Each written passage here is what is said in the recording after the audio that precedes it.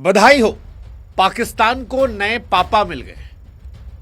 ये वाले जो पापा है ना, ये पिछले वाले पापा या जो बड़े पापा थे उनसे बहुत अलग है, क्योंकि पिछले वाले पापा सिर्फ पीटते थे, ये वाले पापा कह के लेते हैं और इन्हीं के एक्शंस को बच्चे कॉपी करते हैं। वो जो हारिस रऊफ ये कर रहे थे, वो बता रहे थे कि पापा ने शाहीन को पहली बॉल पे कहा। हाँ, ये वाले पापा कह के लेते हैं, ये वाले पापा रह के लेते हैं। सच कहें तो इन पापा के अंदर एक आर्ट है कि पाकिस्तान की लीग कैसे जाती है, कैसे पहले मारा जाता है, फिर गरियाया जाता है, फिर मारा जाता है और उसके बाद फिर गाली दिया जाता है। कोई कमी नहीं पापा के अंदर। ये वाले पापा युवराज जैसी बेरहमी मारते वक्त दिखाते हैं, लेकिन जब गाली देने की बात आती है तब वो बताते हैं कि जिस युवराज ने योगराज सीखा था, ये भी उनके सच्चे भक्त हैं। इन पापा ने पाकिस्तान टीम का वही हाल किया है जो भारतीय फौज ने पाकिस्तान की आर्म्ड फोर्सेस, हाँ वही फोर्सेस तो थी, पाकिस्तानियों ने यही कहा था, आर्म्ड फोर्सेस का किया था। पाकिस्तान के पापा सिर्फ मैच तक नहीं रुकते हैं, मैच के बाद भी कहते हैं कि तुम लोग मैच में बोलते हो और हम तुम्हें मैच पे, हाँ वही करते हैं। पापा का सेलिब्रेशन भी गजब है। पाकिस्तान के पापा ने अपने सेलिब्रेशन में एल बनाया। पूछा भैया इसका मतलब क्या था? कहा मेरे लिए इसका मतलब इंडियन फैंस को लव था। पूछा पाकिस्तान के लिए? तो कहा जो मर्जी सोच लो, एल। मतलब पाकिस्तान की बेइज्जती में कोई कमी नहीं रहनी चाहिए। लेकिन आज हम आपको पाकिस्तान के वो 6 बाप जो बार बार हारिस रऊफ दिखा रहे थे, उनके बारे में नहीं बताएंगे। आज हम आपको पाकिस्तान के ताजा पापा, नए पापा, वो पापा जो पापाओं में सबसे बड़े पापा है, अभिषेक शर्मा, उनकी कहानी सुनाएंगे।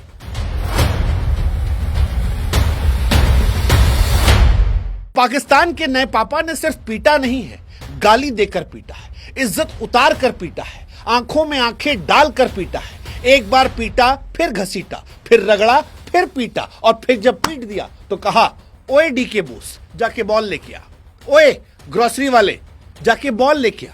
बताया कि फिर से आओ ताकि मैं तुमको फिर से पीटूंगा। समझाया कि बाबू, झंडे में चांद होना और चांद पर झंडे होने में औकात का नहीं, बाप और बेटे का भी फर्क होता है। और ये फर्क दिखाई पड़ा। ये फर्क पाक आर्म्ड फोर्सेस की औलादों को मैच में दिखाई पड़ा, क्योंकि वहां तो औलादें कुछ कर नहीं पाई, अब बाप के सामने कैसे करें।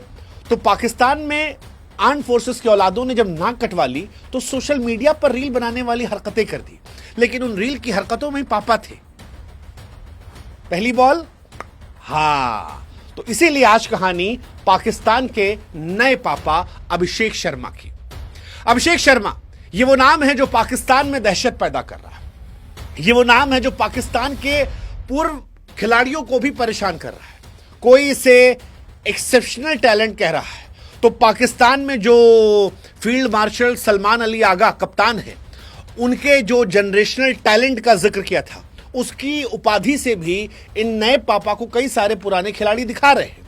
कई सारे पाकिस्तान के पुराने खिलाड़ी हैं जो कह रहे हैं कि पाकिस्तान के पुराने पापाओं से ये ज्यादा खतरनाक पापा हैं, क्योंकि पुराने वाले पापा 140 की स्ट्राइक रेट से मारते थे, 150 की स्ट्राइक रेट से मारते थे। ये वाले पापा 200 की स्ट्राइक रेट से मारते हैं। ये पहली बॉल से मारते हैं। पहले मैच में शाहीन अफरीदी को चल कर मारा था। शाहीन को लगा कि दूसरे मैच में पापा चल कर आएंगे तो पापा को बाउंसर मारता हूं, लेकिन पापा जिन्होंने बेटे को पैदा किया था वो बेटे की हरकतें जानते थे, इसलिए वो खड़े रहे, सिर्फ ऐसे किया और एक बेटा बाद में ऐसे करता रहा, जो बता रहा था कि वो क्या है और पहली बॉल पर क्या हुआ था। इसीलिए सारी दुनिया कह रही कि इस बार पापा ने ना सिर्फ रगड़ा है बल्कि रगड़ कर पीटा है, और जो कुछ किया है उसने बताया कि इंडिया वर्सेस पाकिस्तान का मैच सिर्फ मैच नहीं था, ये सिनेमा था। वो सिनेमा जिसे अगर बॉयकॉट ना होता तो शायद हम पैसा दे के देख रहे होते।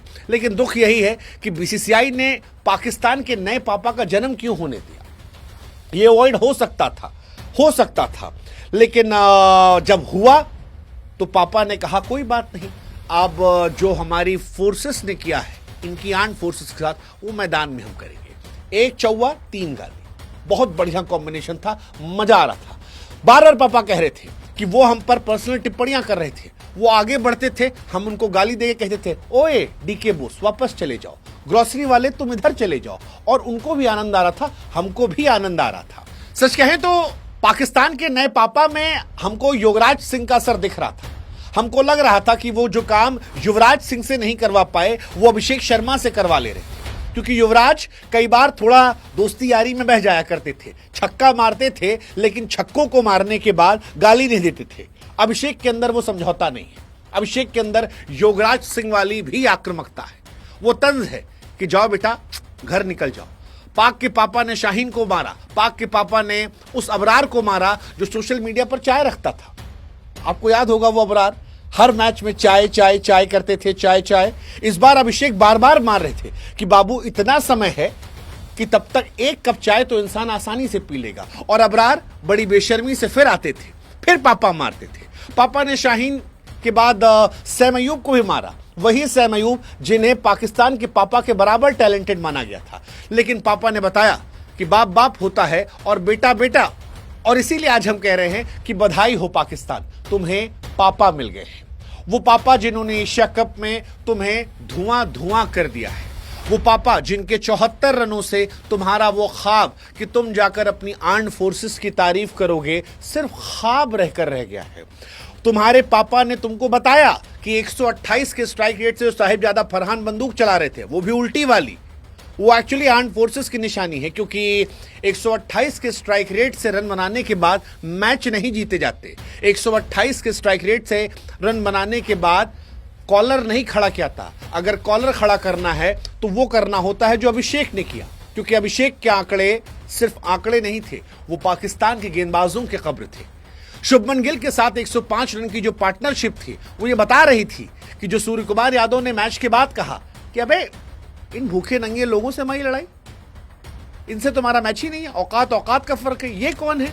वो बताया कि वो यूं ही नहीं कह रहे थे, वो याद दिला रहे थे कि अब राइवलरी नहीं है, ये वन वे ट्रैफिक है। हमने कैच छोड़ा, हमने रन आउट नहीं किया, हमने फिर कैच छोड़ा, हमारे मीडियम पेसर्स पिट रहे थे, हमारे मेन बॉलर का दिन नहीं था, लेकिन फिर भी हमारे बैट्समैन को पता था कि हम तुमको ठोकेंगे, हम ठोकेंगे, और वही ठोका। सूर्या ने मैच के बाद ठोका, कहा भैया 15-20 मैच में अगर 7-7 या 8-7 मैच जीतो तो मानते हैं राइवलरी।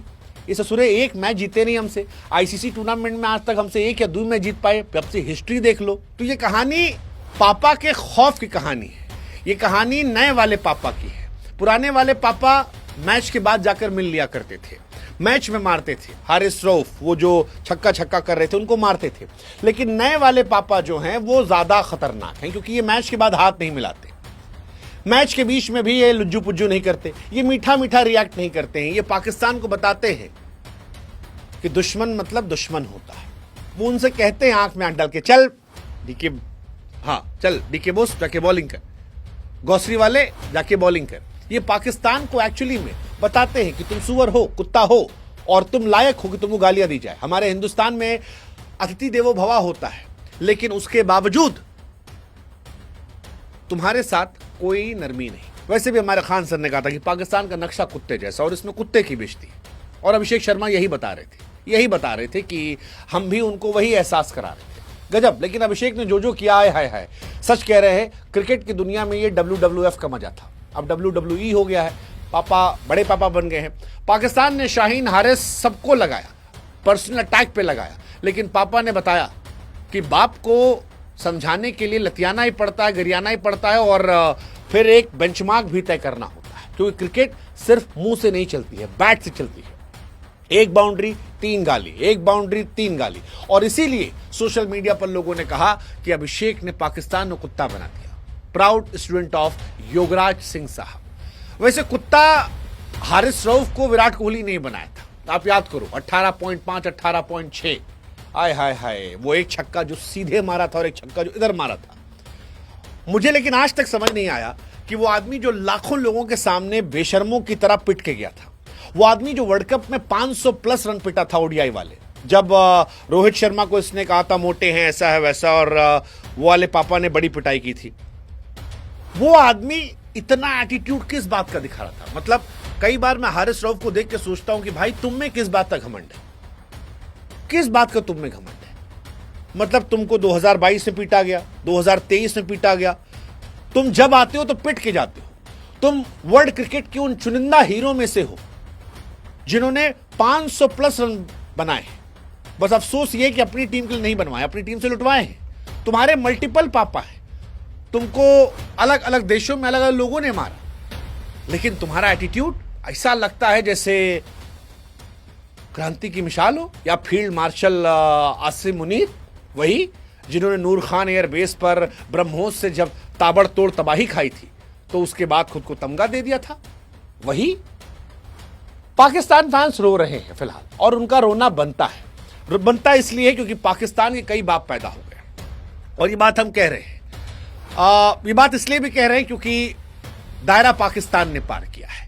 अब दायरा पार हुआ है तो हमने पिछले वीडियो में कहा था कि सुअरों से लड़ने के लिए नाली में उतरना पड़ता है। तो जो कई बाप पाकिस्तान के, उसमें एक बाप अभिषेक शर्मा है जो नए वाले, जिनके बारे में बता दिया। बाकी पापाओं का भी छोटा छोटा जिक्र करके निकल लेते हैं आगे।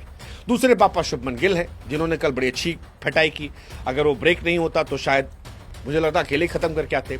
तीसरे पापा रोहित शर्मा है, 2023 में बड़ा अच्छा मारा था, मजा आ गया था, आनंद, दिल को सुकून मिल गया था मुझे।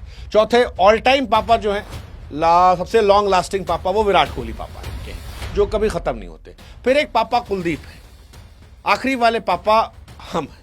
हालांकि हमारी नाजायज औलादे भी पाकिस्तान से ज्यादा लायक होंगी, ये हम कह रहे हैं। इनसे ज्यादा नालायक औलादे नहीं हो सकती, लेकिन ठीक है, मजा आया, पैसा वसूल हुआ।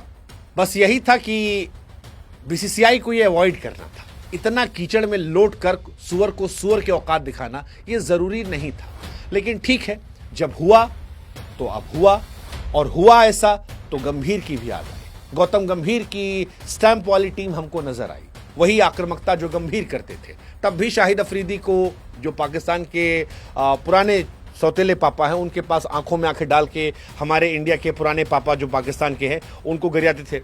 अब नए वाले आए हैं तो वो भी उसी तरह से कर रहे हैं।